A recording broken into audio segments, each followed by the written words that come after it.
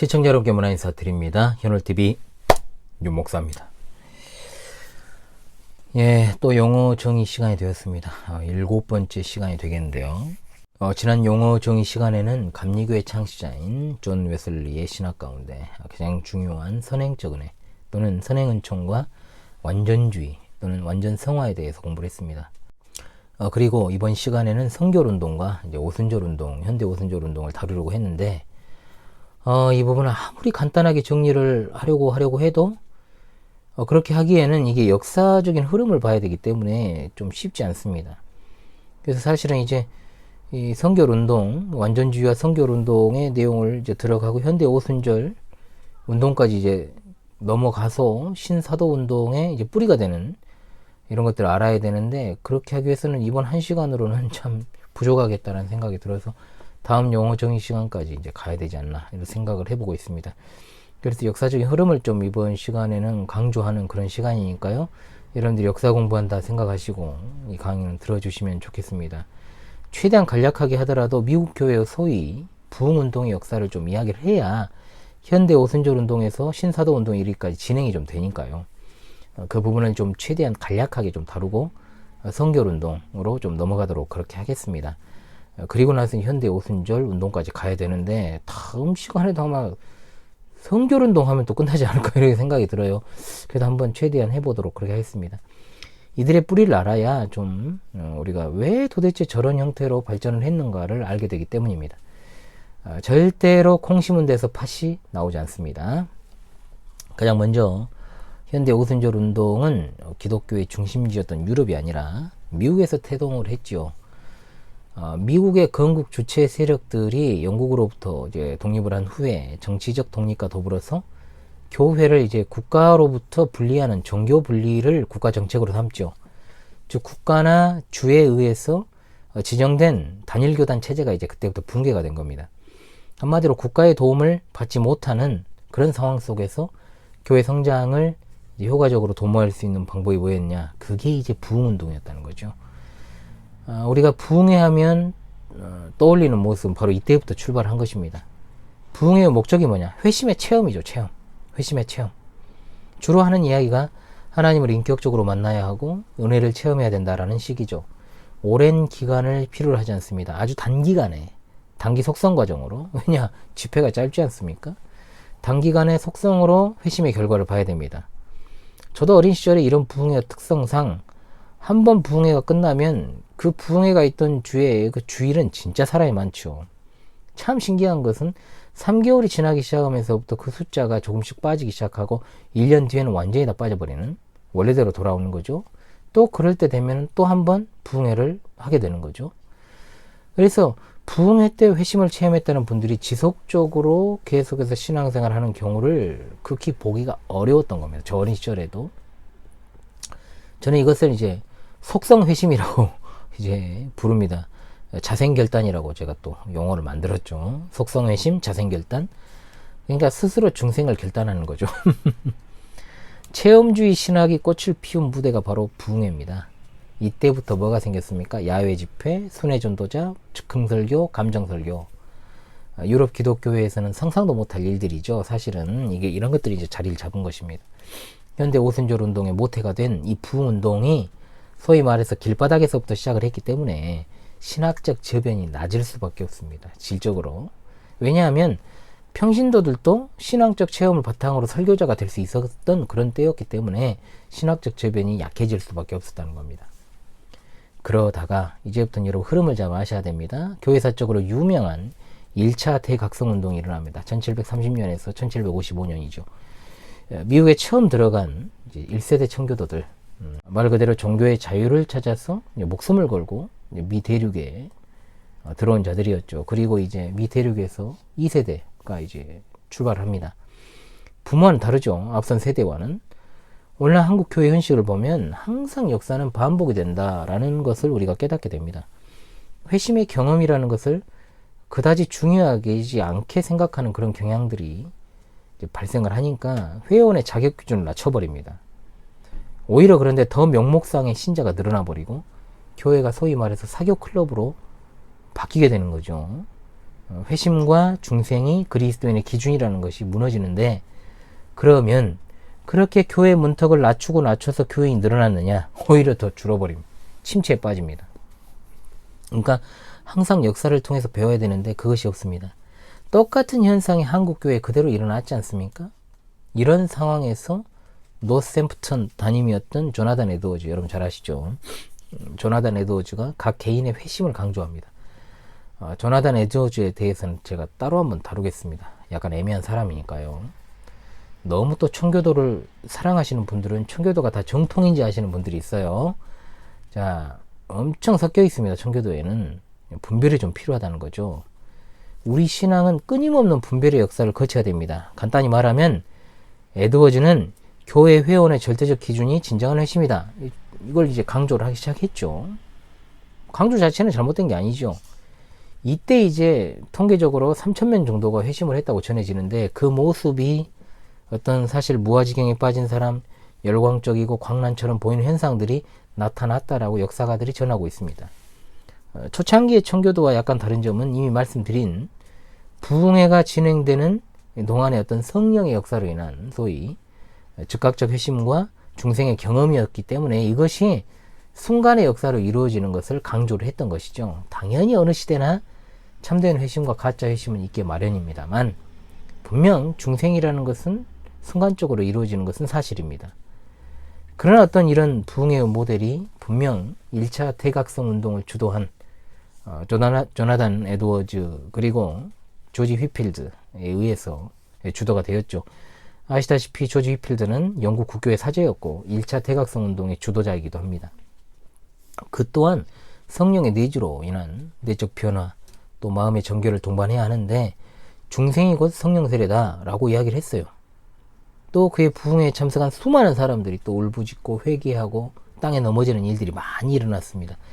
하나님에 대한 개인적인 체험이 강조가 많이 있다 보니까 당시 흑인 노예들에게도 상당한 영향을 끼쳤다라고 알려지고 있습니다. 이와 같은 경향이 결국은 신학적 체계를 이루고 있는 목회자 대신에 카리스마틱한 지도자를 찾는 경향으로 나타나기 시작한 거죠. 침례교와 감리교는 이와 같은 어떤 휘필드의 부흥 반복론을 받아들이고 오늘날까지도 미국 사회에서 가장 큰 개신교 교단들로 자리매김하는 밑바탕이 되었던 겁니다. 미국 교회처럼 이제 광풍이 불기 시작해서 체험적 신앙을 반대하는 구파, 그리고 이와 같은 어떤 체험적 신앙을 지지하는 신파로 이제 나뉘게 되죠. 나중에 이야기하겠습니다만은, 회중교회, 성공회, 장로교는 휘필드를 강단에 세우는 것을 거절을 했습니다. 참석 금지를 이제 결의하기도 했죠. 그래서 1차 대각성 운동의 의의는 뭐냐? 전반적으로 이성주의가 지배를 했던 유럽 교회와 달리 종교 체험을 굉장히 강조했다는 것. 그러다 보니 겉보기에는 굉장히 역동적이고 열광적인 부흥을 추구하지만 신앙 고백은 그만큼 약화되는 그런 경향이 이제 발생을 하기 시작합니다.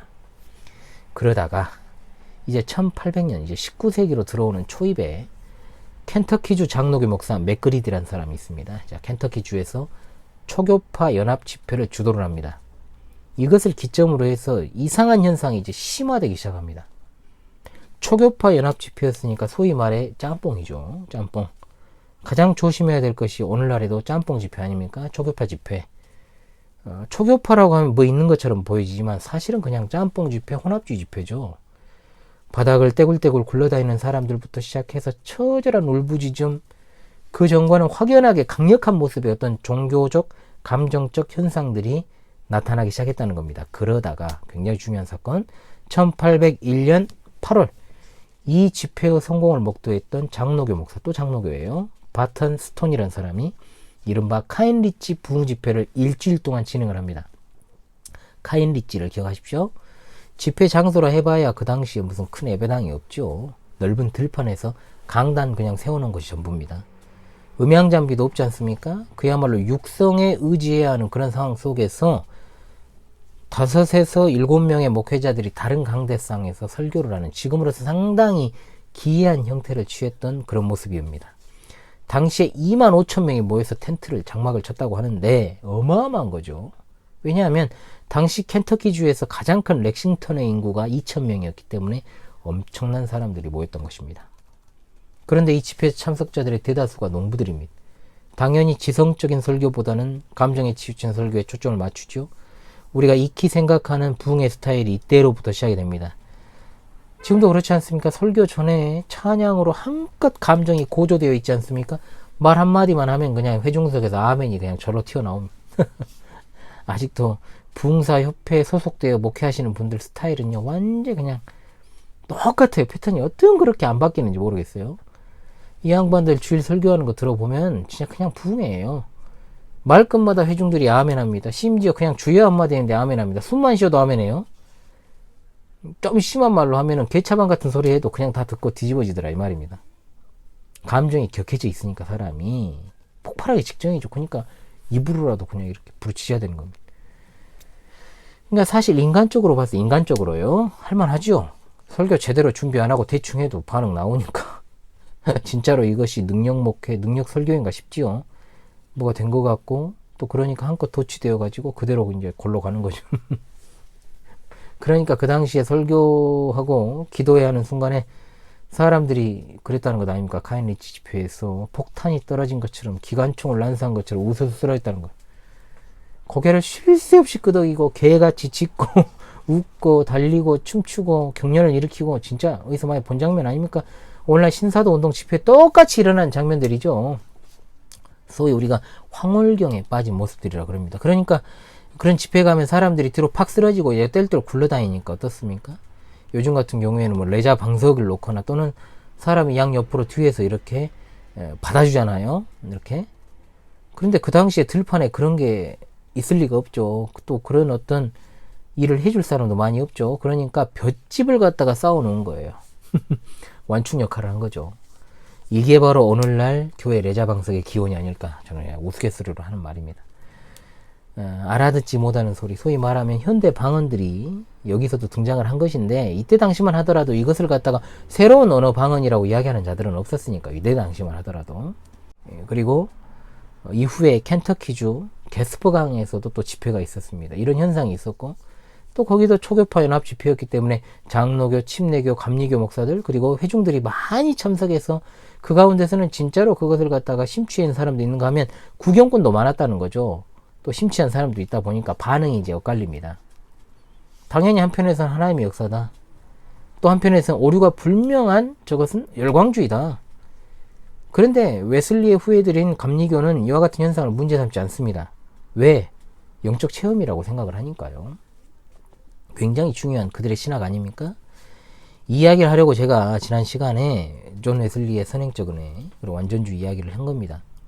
그러니까 감리교 목회자들은 오히려 이런 현상을 환영을 했고요. 그와 같은 형태의 집회를 이어갑니다. 소위 부흥주의가 시작된 겁니다. 기가 찬 것은 뭐냐? 이 당시에 이 집회를 지지했던 장로교의 목회자들 중 일부 대표적인 인물이 카인리치 집회를 주도했던 바턴 스톤 그리고 그 일당들은 렉싱턴 장로교 노회에서 자격정지가 됩니다. 대놓고 알미니안이라고 했는데 가만두면 안 되죠. 장로교는 교단적으로 이런 과격한 종교 현상에 대해서 제재를 했습니다. 그럼에도 카이니치의 파장은 굉장히 커가지고 1차 대각성 운동이 나름 순한 맛이었다면 카이니치는 이 매운맛의 형태로 이제 바뀐 것이고 늘 역사적으로 그렇듯 이러한 교파 교단을 초월해서 이때부터 부흥에만 했다 하면 이런 현상들이 나타났다는 겁니다.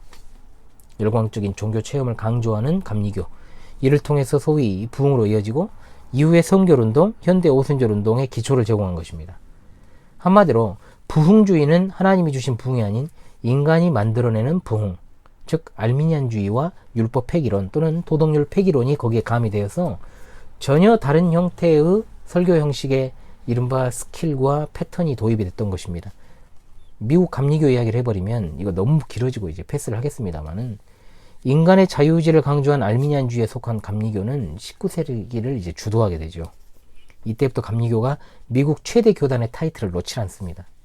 왜냐? 근본부터 미국의 진취적 사상과 맞물려 가지고 인간의 자유의지, 즉 날 때부터 알미니안주의적 성향을 가진 인간의 본성을 자극하여서 급성장을 하게 된 겁니다. 오늘날도 마찬가지죠. 19세기 중반으로 가면 미국 전체 교단의 34%를 장악할 정도의 교단으로 강력해지게 되는 겁니다. 카인리치 부흥 집회는 1차 대각성과 그리고 이어질 2차 대각성 운동의 가교 역할을 했습니다. 그 다음에 등장한 아주 중요한 인물이 있으니까 여러분 잊지 말아야 됩니다. 찰스 핀입니다. 찰스 핀. 2차 대각성 운동은 아예 하나님의 주권이 포기된 운동이에요. 이렇게 보시면 되겠습니다. 하나님의 예정, 즉 선택 교리가 완전히 배제된 채로 알미니안으로 전환이 이루어진 거죠. 그러니까 사탄의 강력한 후속타가 이어진 겁니다. 이때 충실한 사탄의 도구로 쓰임받은 인물이 바로 찰스 핀입니다. 찰스 피니가 앞서 카인리치 집회를 기점으로 해서 생겨났던 교회, 정말로 교회 역사상 듣도 보도 못한 광란의 무질서를 이제 새로운 방법론으로 체계화를 시킨 인물이 찰스 핀이라는 거죠. 알미니우스와 더불어서 이 찰스 핀이라는 인간을 잘 기억하십시오. 소위 인간적 테크닉이 정교화되기 시작했다는 겁니다. 그런데 웃기게도 이 인간이 원래 변호사였는데 본인도 이제 앞선 그런 열광적인 체험을 했다라고 봐야 되겠죠. 그리고 변호사직을 버리고 해필이면 장로교에서 안수를 받습니다. 장로교 목회자인데 하나님의 주권과 인간의 전적 타락, 하나님의 예정에 대해서 회의를 품고 웨슬리를 따르기 시작합니다. 웨슬리 신학을, 인간의 자유의지를 강조하는 구원을 이루기 위해서 인간이 최선을 다해야 된다, 이런 식의 어떤 인본주의적 귀신학을 채택을 한 거죠. 결국 예정을 받아들이지 못하고 회중교회로 갔습니다. 그 전과는 이제 규모나 방법이 이제 철저하게 어떻게 됐냐, 기획된 방식으로 집회가 이루어지기 시작합니다. 전보다 훨씬 더 강력하게 대놓고 공개적으로 사람들을 푸시하고 압박하기 시작하는 거예요. 예를 들어 가지고 아무개 회심해, 응? 지금 회개해, 성령의 풀, 이런 식으로 이제 죄에 대해서 슬퍼하는 좌석을 따로 마련해 놓고, 정확히는 객석이죠. 이때는 음악이 없죠. 음악을 틀 수가 없으니까 일부러 소프라노 톤이 강한 여성들 중간중간에 끼워 넣어서 하이톤으로 기도하게 하고 자극하기 위한 거죠. 인간이 고안해낼 수 있는 모든 방법을 다 동원해가지고 분위기를 한껏 고조시키고 달아오르게 만드는 겁니다. 그가 한 유명한 말이 있습니다. 부흥은 하나님의 간섭이 아니라 적절한 방법을 가미하여 일어나게 할 수 있다. 뭔 개소리입니까 이게? 당연히 피니는 원고 설교 안 합니다. 원고를 가지고 설교를 안 했다는 겁니다. 원고 설교하면 안 되죠. 이런 식의 집회에서는. 그렇지 않습니까? 즉흥적으로 해야 됩니다. 감정적으로 해야 됩니다. 요즘도 이런 식으로 하는 것들이 있죠. 제 주변에도 있습니다. 그 시에 주시는 말씀을 전하라고. 에이! 진짜. 계속 죄가 생각나도록 자극하고 또 자극하는 거예요. 이게 말로. 한참 전에 심리학에 물든 그런 잘못된 방법론을 가진 집단들이, 저는 교회라고 하지 않습니다. 집단이라고 부릅니다. 일부러 죄를 생각나게 하려고 쥐어짜죠. 죄를 생각나게 하려고 인위적으로 어린 시절부터 지금까지 쭉 쓸고 갑니다. 그러면 눈물이 나죠. 어떻게 눈물이 안 나겠습니까? 옛날 생각만 해도 눈물이 날 때가 있는데, 진짜 죄 지어서 슬프기도 하고, 내가 왜 이 모양인가, 신세도 한탄스럽고, 그리고 앞에서 인도자가 바람잡고, 응? 뉘우치고 회개하고 강단 앞자리로 오라고 그러고, 그 자리에서 예수 그리스도 영접하고 이전에는 없던 형태를 만들어냈기 때문에 제가 교회 역사적으로 찰스 핀이라는 인물을 기억하라는 겁니다. 오늘까지도 부흥 집회에서 이루어지는 일들의 모든 새로운 형태, 즉 기독교 역사에서 새로운 형태니까 제가 새로운 형태라고 한 거예요. 몇백 년 전 이야기지만은, 응? 역사적 정통 기독교에서 찾아볼 수 없던 이상한 모습들, 그래서 아무 생각 없는 자들은 그를 가리켜서 근대 부흥운동의 아버지라고 부르죠. 이후에 유명한 부흥사들 있지 않습니까? 누굽니까? 드와이트 무디, 빌리 선데이, 빌리 그레이엄 같은 이런 사람들이 다 알터 콜을 도입을 했죠. 그 자리에서 회심시키고 바로 영접시키는, 바로 그 자리에서 모든 것이 다 되어버리는데, 얼마나 교회가 수적으로 단기간에 정말로 속성으로 부흥을 추가하겠습니까? 죄의 각성과 회개를 일으키는 모든 수단과 방법을 가리지 말고 사용해야 된다는 것이 오늘날 신사도 운동의 원전이 된 거죠. 그러니까 고가의 음향 장비 중요합니다. 전문 보컬 필요합니다. 밴드 악기 잘 구성이 되어 있습니다. 찬양으로 한껏 분위기를 고조시켜야 됩니다. 예배 전에. 개차반 같은 설교지만 크리스탈 강대상에서 머리에 기름칠 잔뜩 하고 고가의 양복을 입은, 저와는 굉장히 대조적인 훤칠하고 말쑥한 설교자가 별말 안 해도 숨만 쉬어도 암이 튀어나오고 뒤집어지는, 피니가 웨슬리를 따랐다라고 하는 것은 그런 이 지상에 살면서 온전한 성화가 가능하다라고 주장을 했습니다. 제2의 체험이 곧 완전 성화라고 주장을 하면서 성결의 신학을 똑같이 강조했다는 겁니다. 중생에 머물지 말고 의지적 결단으로 완전성화의 상태에 가야 된다. 누가 한 말입니까? 웨슬리가의 주장입니다. 참된 그리스도교는 인간은 아무것도 할 수 없다. 전적 부패와 전적 무능력을 이야기하지만 피니는 인간은 할 수 있다고 그랬습니다. 왜? 전적으로 타락하지 않았으니까 능동적으로 회심하는 것이 가능하고 중생이 가능하다는 것입니다. 물론 이런 그의 신학적 경향에 영향을 준 건 뉴 잉글랜드 신학 가운데 마지막 단계라고 볼 수 있는 뉴 헤븐 신학을 주도했던 나다니엘 테일러의 영향을 받았기 때문인데, 인물 소개가 많아지고 또 그쪽으로 가면 헷갈리니까요. 제가 주요 인물만 이야기해가지고 이해하기 편하도록 지금 설명을 드리고 있습니다. 자, 그래서 그는 이런 새로운 방법론의 부족한 점을 보완하려고 웨슬리안 완전주의를 받아들인 것이고 성결의 체험을 주장하게 된 것입니다. 자, 해 아래 새 것이 없죠. 펠라기우스가 19세기 미국에 다시 등장한 겁니다. 이해되시죠? 참된 부흥은 반드시 진리와 정통이 뒤따르지만 그렇지 않은 가짜 부흥은 과격한 감정들이 주된 요소로서 이루어지게 됩니다. 흥분과 감정이 가라앉으면 다 떠나는 거죠. 왜 제 어린 시절에 부흥 집회 이후에 사람들이 많이 교회 출석하다가 3개월만 지나면 썰물 빠지듯 빠져나갔는지, 그리고 1년 지나면 다 빠지고 다시금 또 부흥 집회를 열었는지 대대적으로 알게 되었습니다. 차분한 말씀의 강설. 물론 저도 말씀을 전할 때 가끔 흥분할 때는 있습니다만, 제가 흥분할 때는 언제냐? 나쁜 놈들 지적할 때. 목회자의 이중 음성 이론 아십니까? 하나는 무엇입니까? 양들을 모으는 음성이요. 하나는 이리때를 향한 꾸짖음입니다. 자, 제가 이리때를 향해서 꾸짖음을 바랄 때, 책망을 바랄 때만 그런 것이고, 성도를 일부러 흥분시키려고 말씀을 전한 적이 없습니다. 제가 그 외 강론 시에는 상당히 자유롭게 강의를 합니다. 제스처도 엄청 많이 쓰고, 사투리를 좀 안 쓰려고 하는데 막 나와요. 주겠습니까? 제가 여기 사는 사람인데 회중석으로 왔다 갔다도 합니다. 제가 막 집중을 하시기 위해서. 제네바 학당에서는 그래서 상당히 제가 강의를 역동적으로 합니다. 제가 가만히 서서 중얼거리는 새님이라고 생각하시면 안 돼요. 제게는 굉장히 모욕적으로 와닿았던 설교학 교수님의 평가, 제가 부흥사가 될 기질이 있다라고 말합니다. 저는 그 소리가 굉장히 기분 나빴습니다. 왜? 부흥사는 제 이미지 속에서는 약장수였거든요. 신실한 목사님들을 욕하는 것은 아니니까요. 그런 어떤 모습을 제가 방송으로 송출을 할 수 없으니까 여러분이 이제 모르시죠. 안 그럴 때는 얌전히 있습니다. 저는 개인적으로 만나면 굉장히 쑥스러운 많이 타고 숙기가 없어요. 어찌되었든 절대로 인간의 그런 감정을 자극하는 행위를 일부러라도 자제를 해야 됩니다. 못하게 해야 되죠. 그렇지 않은 그릇된 열광주의가 지배해버린 현상들이 나타날 수 있게 된다는 겁니다. 이건 부흥이 아닙니다. 찰스 피니의 신학이라고 하기 어려운 이런 류의 그의 가르침들은 고대 펠라기우스를 충실하게 계승하여 19세기에 새로운 종교를 만들어냈다, 이렇게 평가를 할 수는 있겠지만, 역사적 기독교회사에서는 말할 수 없이 영적인 폐해와 무리를 일으킨 자로 봐야 되는 겁니다. 이런 찰스 피니를 옹호하는 자들과 1800년대 초부터 이제 계속 대립을 하게 되다가 미 장로교가 이제 1837년에 분열을 하죠. 피니를 옹호하는 실천적 펠라기우스 신학파. 신자 들어가면 여러분 안 좋은 거예요. 새로운 신자가 들어가면. 어떻게 우리 신학과 신앙에 새로운 것이 있을 수 있습니까?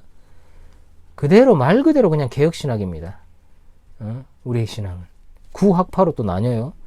사실 구학파라는 말도 마음에 안 듭니다. 왜 우리가 구입니까? 정통이지. 안 그렇습니까? 그래서 그냥 개혁파라고 부르는 겁니다. 우리 신앙이 한 번도 변질된 적이 없고, 한 갈래 한 뿌리로 예수 그리스도로부터 초대교회, 사도들 초대교회, 그리고 로마의 5교구, 정통교회, 개혁교회, 개혁장로교회로 이어져 나왔는데 뭔 우리가 구입니까? 구는 역사적 정통 기독교회, 줄여서 정통입니다. 정통교회입니다. 실천적으로 교회를 무너뜨리고 교회의 경건성과 정체성에 훼손을 가한 찰스 피니, 그리고 그의 단초를 제공했던 미국의 대각성운동, 역사의 순서를 따라서 잠깐 강의했습니다. 잠깐. 용어 정의를 통해서 이 강의를 하게 될 줄은 제가 몰랐습니다. 그래도 앞서 존 웨슬리에 대한 이야기를 했기 때문에 자연스러운 흐름이라고 봤습니다. 성결운동은 또 가지도 못했습니다. 여기서 끝내야 될 것 같습니다. 조금 더 빨리 찾아올 수 있으면 오겠습니다. 저도 전공이 역사입니다. 역사를 좋아하죠. 어떤 역사를 전공했느냐? 일본 역사를 전공했습니다. 그런데 그것은 말 그대로 학위기에 나온 제 논문의 제목이었을 뿐이고요. 저는 한국사, 세계사 다 좋아합니다. 그래서 저는 어디에 가서나 역사 공부하는 역사학도라고 말하고 다니죠. 역사를 공부하면 역사라는 말 그대로 하나님의 이야기 아닙니까? 즉 그분의 일하심이 다 나옵니다.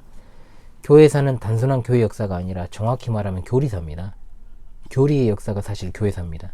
그러므로 단순히 역사를 시대순으로 배열을 해가지고 연도를 공부하고 일어난 사건을 암기하고 기억하는 건 수능 준비하고 공무원 준비하는 사람들이 그렇게 하는 거고, 역사 공부는 연도 암기가 아니라 흐름입니다. 흐름을 알면 숫자가 보입니다. 그 다음에 일부러 외우는 공부는 그 시험 끝나면 다 사라집니다. 기억 안 나죠? 역사를 공부하는 이유는 그 역사가 반복되기 때문이고, 그 역사를 주도하시는 분이 하나님이시기 때문에 하나님의 그 놀라우신 구원의 작전과 섭리의 역사를 이른바 세속사의 거울을 통해서 보고, 아울러 교회의 역사에서 일어난 이와 같은 교리적 문제들로 인한 문제를 통해 하나님께서 자신의 교회를 지키시고 세워나가시는 모습을 보게 되는 겁니다. 얼마나 감사합니까? 뭘 표하는 걸까요? 멸치젓. 예, 다행히도 끝날 때 되니까 왔어요. 영어 정의 7번째 강의를 마치도록 하겠습니다. 다음 영어 정의는 홀리니스 무브먼트 성결운동으로 찾아오도록 하겠습니다. 지금까지 현울TV 윤목사였습니다. 감사합니다. 맛있는 밥반찬으로 맞습니다. 오징어젓, 그럼 끝나. 꼴뚜기젓,